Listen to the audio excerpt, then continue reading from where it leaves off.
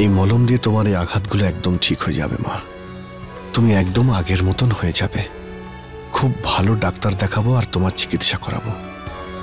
আমি কথা দিচ্ছি তোমাকে, তুমি নিজের পায়ে আবার দাঁড়াবে মা।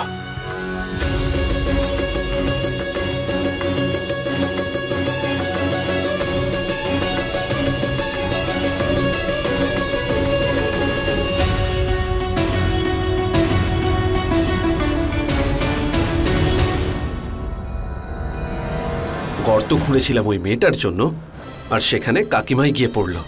যাক, ওনার উপর তো বেশি প্রভাব পড়বে না মৌমাছির। ওনাকে কামড়ানোর পর তো মৌমাছিগুলোই স্বর্গে পৌঁছে গেছে হয়তো।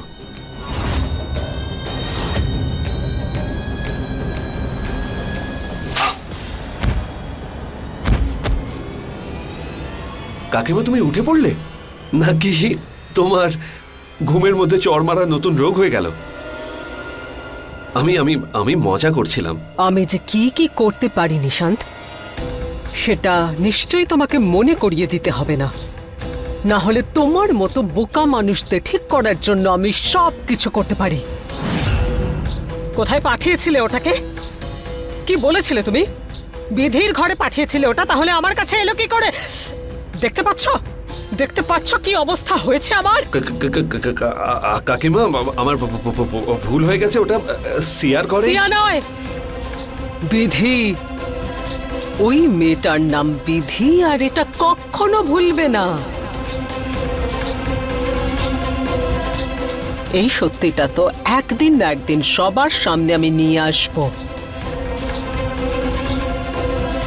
ওই মেয়েটা বিধির থেকে সিয়া হয়ে এখানে কেন এসেছে, এই সত্যিটা অন্য কেউ জানুক বা না জানুক, আমি তো অবশ্যই জানব। আর এটা আমি জেনেই ছাড়বো।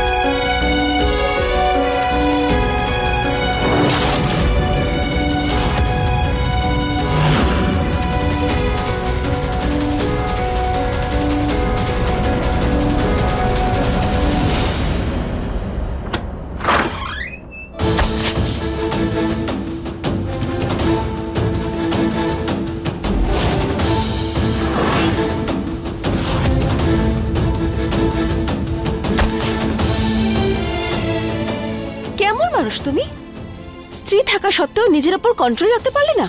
এত রাতে আমার ঘরে চলে এসেছো, লজ্জা করলো না? চুপ, নিজেকে এত গুরুত্ব দেওয়া বন্ধ করো, বুঝেছো? তোমায় না দেখতে এসেছি, না কথা বলতে এসেছি, না তোমার সঙ্গে আমি সময় কাটাতে এসেছি। আমি এসেছি তোমার বিরুদ্ধে প্রমাণ জোগাড় করতে, কারণ আমি খুব ভালো করেই জানি এই যে মৌমাছির কাণ্ডটা হলো না, এটা তুমি ইচ্ছে করে আমার মায়ের সঙ্গে করেছো। আর এতে আমি একদমই নিশ্চিত তুমি আমাদের পরিবারের ক্ষতি করতেই এসেছো, আর বিশেষ করে আমার মাকে। কি ঠিক বললাম না? কখনো ব্রোকেন ট্রানজিস্টর দেখেছো? যদি না দেখে থাকো তাহলে নিজেকে দেখে নাও, তুমিও একদম সেরকম।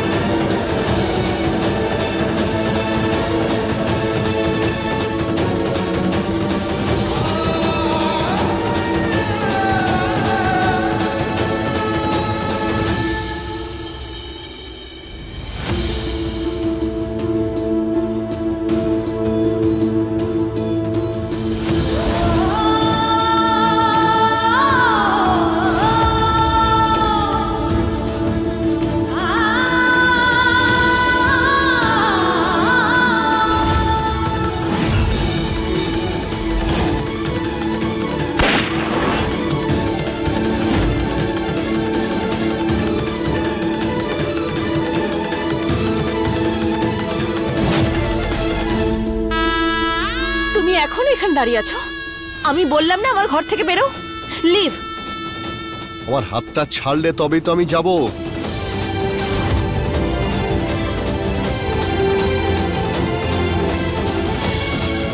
আর আমার না কোনো শখ নেই, আমি যত তাড়াতাড়ি এখান থেকে যাব তত তাড়াতাড়ি আমার ভালো লাগবে, বুঝেছো? আমি চাই বেরিয়ে যেতে। যদি এটাই সত্যি হয় তাহলে আমার ঘর থেকে বেরিয়ে যাও, আর দ্বিতীয়বার আসার আগে 1000 বার ভেবে নিও।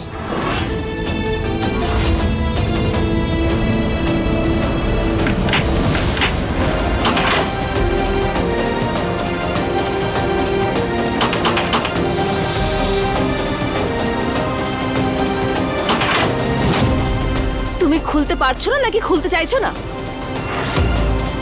একটা কাজ ঠিক করে করতে পারো না, এটাকেও আমায় করতে হবে।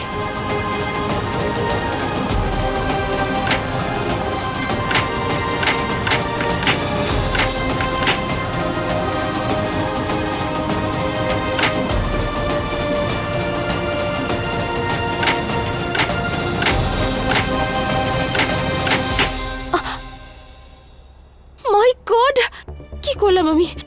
আমার এরকম মনে হচ্ছে আমি আমার 20 লাখ টাকা ওয়েস্ট করে দিলাম। দেখো আমার হাতে কি উঠে আসলো, রাবিশ।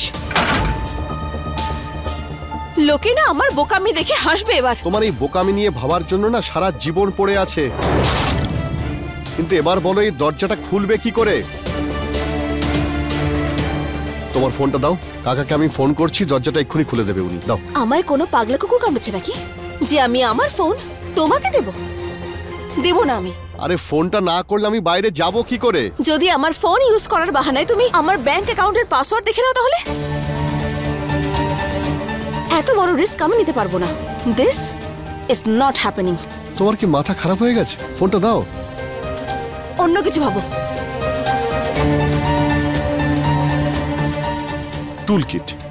ফোনটা দেবে না তো? ঠিক আছে, এখানেই কোথাও পড়ে আছে টুল কিট। তুমি জানো টুল কিটটা কোথায় আছে? কি হলো, ভয় পেলে? এত সহজ সরল স্ত্রী থাকা সত্ত্বেও এত রাতে তুমি আমার ঘরে আছো, বিষয়টা হজম করতে পারছো না? না এই, তুমি কি বুঝতে পারছো না?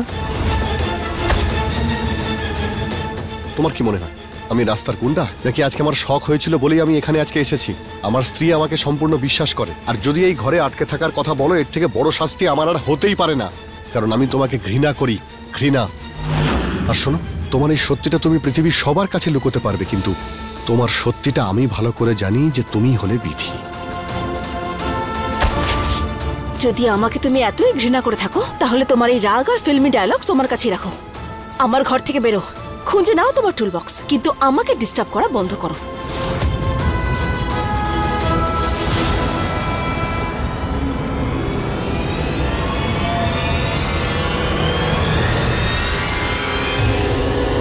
আমার মনে হচ্ছে এই টুল কিটটা তুমি ইচ্ছে করেই লুকিয়েছো, কারণ তুমি আমাকে সবসময় বিরক্ত করতে চাও, আর কিছুই না।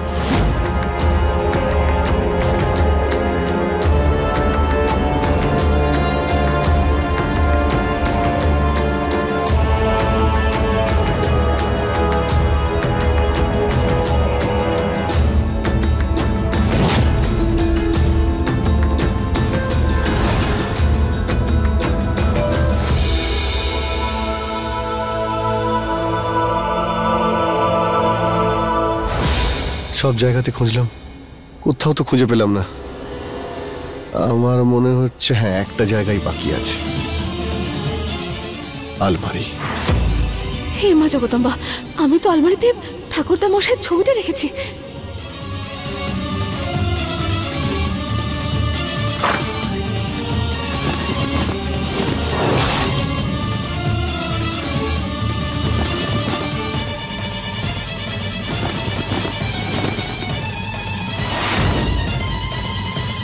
আচ্ছা একটা কথা বলো আমায়, আমায় একদম তোমার প্রথম স্ত্রীর মতো দেখতে, তাই না? তাহলে এই কথাটা সত্যি যে আমাকে দেখে তোমার ওর কথা নিশ্চয়ই মনে পড়ছে। আমি শুনেছি যে ওই মেয়েটার আত্মা এখানে এই প্রাসাদে ঘোরাঘুরি করে, সত্যি নাকি এটা? কখনো তো বলনি আমায়। কি হয়েছিল কি ওর সাথে? ও কি নিজে থেকে মরে গেছে নাকি কেউ ওকে মেরে ফেলেছে?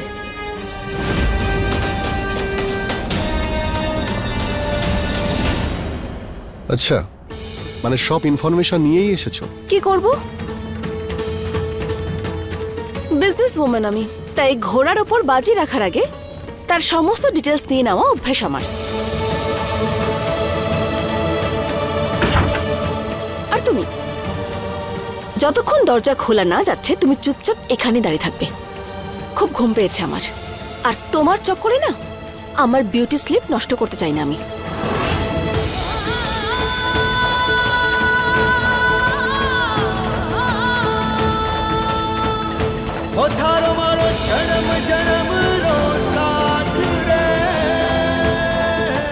তাড়াতাড়ি আসুন ডাক্তারবাবু, সমস্যা আমার ঘরে ঢুকে পড়েছে।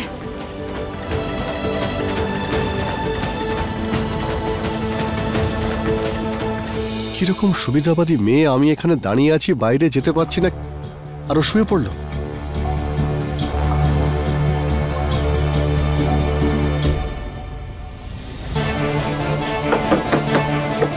কেউ বাইরে আছে? আমার কথা শুনতে পাচ্ছে কেউ? দরজায় আওয়াজ করা বন্ধ করো, আমার ঘুমে ডিস্টার্ব করছো তুমি। আচ্ছা, তোমার ঘুমের জন্য আমি কি এখানে বসে থাকবো? তুমি তো নিশ্চিন্তে ঘুমাচ্ছ, দরজাটা তো আমাকে খুলতে হবে নাকি? Beauty sleep. কেউ আছে বাইরে? কিসের আওয়াজ আসছে?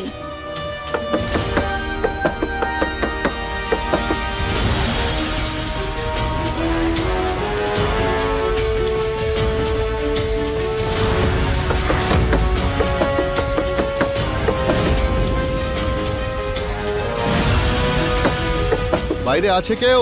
আমার কথা কেউ কি শুনতে পাচ্ছো? আবির, আবির, আপনি ভেতরে আছেন? হ্যাঁ অবনী, আমি ভিতরেই আছি। আমার কথা শুনতে পাচ্ছো তুমি? তুমি দরজাটা খুলবে প্লিজ? হ্যাঁ হ্যাঁ, আমি দরজাটা এক্ষুনি খুলছি।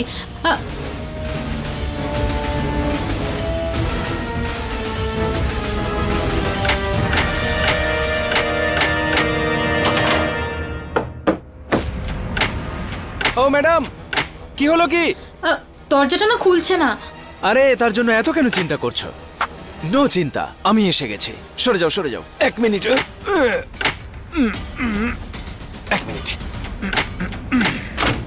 হ্যাঁ, এই তো খুলে গেছে।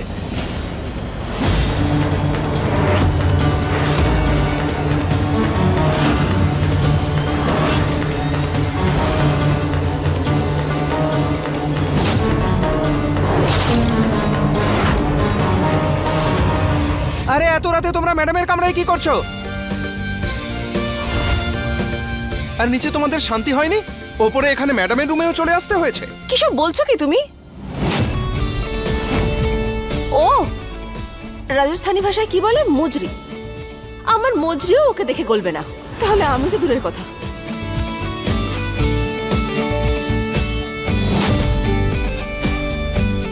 জিও অবনী, পরিস্থিতি দেখে কিছু ভুল ভেবে বসো না। মানছি তোমার স্বামী আমার ঘরে মধ্যরাতে চলে এসেছে, কিন্তু আমাদের মধ্যে কিচ্ছু হয়নি, আর না কখনো কিছু হতে পারে। কেন বলো তো?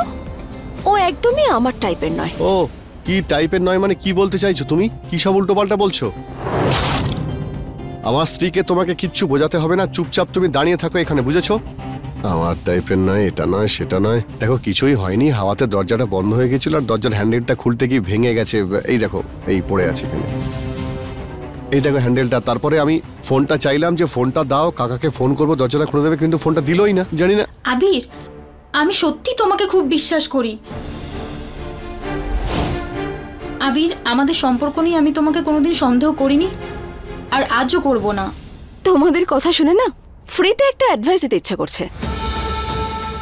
অবনী, ভালো কথা যে তুমি তোমার স্বামীর উপর এতটা বিশ্বাস রাখো, কিন্তু একটা সত্যি কথা বলবো, কঠিন সত্যি, মিথ্যের ইমারত না বিশ্বাসের ভিত্তির ওপরেই গড়ে ওঠে। আমিও একসময় কাউকে এভাবেই বিশ্বাস করতাম। আমার মনে হয় তুমি সঠিক মানুষকে বিশ্বাস করনি। ঠিক কথা বলেছ অবনী, খুঁত ওই মানুষটার মধ্যেই ছিল। আই রিয়েলি হোপ যে তোমার আবিরের মতন একজন সৎ ও ভালো মানুষ যাতে খুব তাড়াতাড়ি পেয়ে যাও, যাকে তুমি চোখ বন্ধ করে বিশ্বাস করতে পারবে। তবে একটা কথা জেনে রাখো অবনী, দেখো বিশ্বাসের কথা তারাই বলে যারা অন্যের পিঠে ছুরি মারার জন্য সবসময় প্রস্তুত থাকে। যাই হোক, আমাদের এখন এখান থেকে যাওয়া উচিত। এই মেয়েটার ছায়া আমাদের জন্য আর আমাদের বেবির জন্য একদমই ভালো নয়। চলো। আবির, উনি আমাকে আজকে বাঁচিয়েছেন, তার জন্য আজকে আমাদের বেবি ভালো আছে। শোনো, আই এম রিয়েলি সরি, আমি তোমাকে ঠিকভাবে থ্যাংক ইউ বলতে পারিনি। Thank you so much. ব্যাস, বলা হয়ে গেছে থ্যাংক ইউ, শুনে নিয়েছো থ্যাংক ইউ। চলো।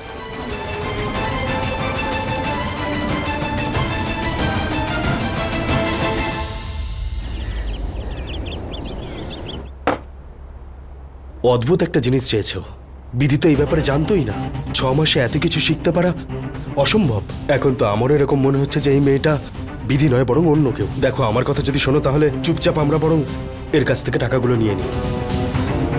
দেখো, আমরা তো এখনো পর্যন্ত পুরো টাকা পাইও নি। আমার তো ভয় হচ্ছে যে আদৌ পাবো কিনা। কাকা বাবু, সত্যি কথা বলতে তো আমারও এটাই মনে হচ্ছে। বিধির সাথে ওর মুখের মিল হওয়াটা এটা একটা কাকতালীয়। ও তো এখানে বিজনেস করতে এসেছে, ও তো কারোর ক্ষতি করতে আসেনি। এই মেয়েটা বিধি, আমি এর সত্যিটা সবার সামনে এনেই ছাড়বো। আমি বলেছিলাম না ব্রেকফাস্টে আমার ক্যামোমাইল টি চাই। কোথায় আমার চা? কোথায়? এই তো এসে যাবে, বসো। Here's my T.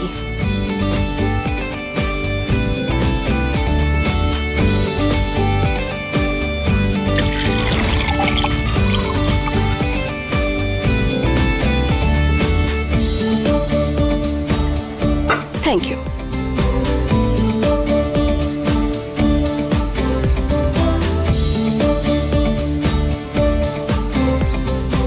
Delicious. দেখো, আজকে আমি না একজন বিশেষ অতিথিকে নিমন্ত্রণ জানিয়েছি এই মহলে আসার জন্য। ওনার যত্নে যেন কোনো খামতি না থাকে। ওনার জন্য খুব সুন্দর করে রান্না করবে। বিশেষ অতিথি? হ্যাঁ হ্যাঁ, বিশেষ একজন অতিথি। কে আবির? অফিস থেকে কেউ? না না, অফিসের কেউ নয়।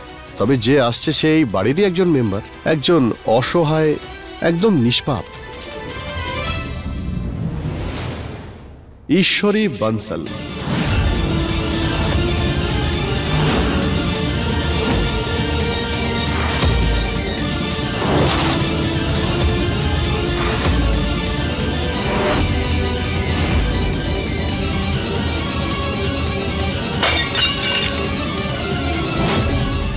কি হলো, তুমি চেনো নাকি? আরে আরে ম্যাডাম, আপনি ক্ষমা করবেন। হ্যাঁ, ও সার্ভেন্ট, আরে আর একটা কাপ নিয়ে এসো। ছোট কাপে দিয়েছো ম্যাডামকে, অন্য একটা কাপ নিয়ে এসো। ম্যাডাম, আপনি চিন্তা করবেন না।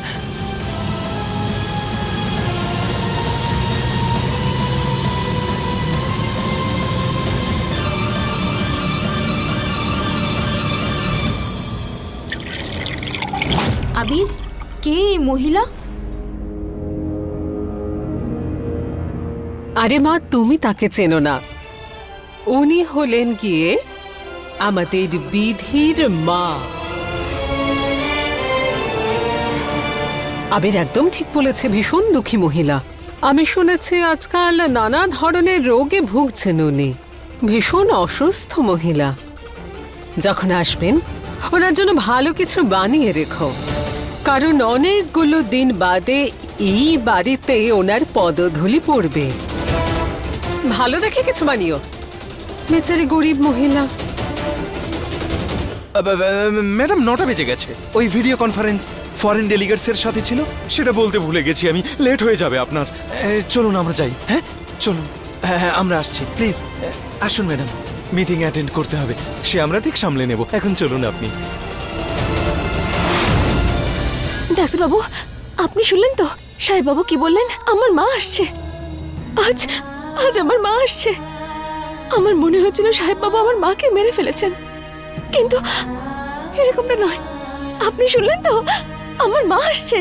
তোমার মায়ের কথা শুনে আমি তো খুব খুশি হয়েছে, কিন্তু জানি না কেন আমার অদ্ভুত সন্দেহ হচ্ছে। কি সন্দেহ ডাক্তারবাবু? এটাই যে এটা আবার কোনো চাল নয় তো? সিয়ার মনে বিধি বেঁচে আছে এটা জানানোর ষড়যন্ত্র। না, আমার সাহেববাবু এরকম করতে পারেন না। আমি ওনাকে ভালো মতো চিনি। উনি বাইরে থেকে শক্ত ঠিকই, কিন্তু মোমের মতো নরম উনি। আমার সাহেববাবু আজকে আমায় আমার মায়ের সঙ্গে দেখা করিয়ে দিচ্ছেন। আমার কাছে এর চেয়ে বড় বিষয় আর কিছুই হতে পারে না। ডাক্তারবাবু, আমার কাছে আমার মায়ের চেয়ে বেশি গুরুত্বপূর্ণ আর কিচ্ছু নয়। 7 মাস কেটে গেছে, আমি আমার মাকে জড়িয়ে ধরতে পারিনি, মায়ের মুখ দেখতে পারিনি। কিন্তু আজ আমি সাহেববাবুকে ওনার সমস্ত পাপ থেকে মুক্তি দেব। উনি আমাকে মারার চেষ্টা করেছিলেন না, কিন্তু তার জন্যও আমি ওনাকে ক্ষমা করতে রাজি আছি, রাজি আছি আমি। তোমার প্রতিশোধের কথা ভুলে গেলে তুমি?